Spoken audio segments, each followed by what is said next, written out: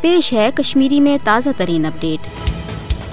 کاشر عوام ات کت پہ کمر گنت کہ شہیدن ہندس خونس یہ ضائع دن گھن کی تو نہ ہیکو شہیدن ہز عظیم قربانی کن تہ صورت مشرت ہرگاہ یتھ ریاستس مز پرت کھانا دہ کنس نہ شہید سن برسی منانے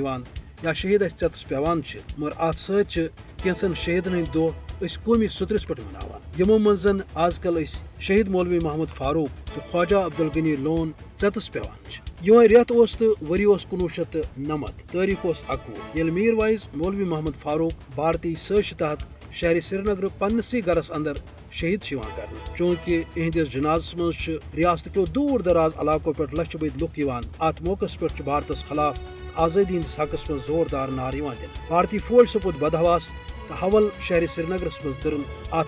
جلوسس پہ فائرنگ یت مز قریباً 200 نفر شہید تو درجن واد زخمی سپد اد اتھے پہ آئی پتہ یہ 21 مئی 2002 امسی میر وائز مولوی محمد فاروق سز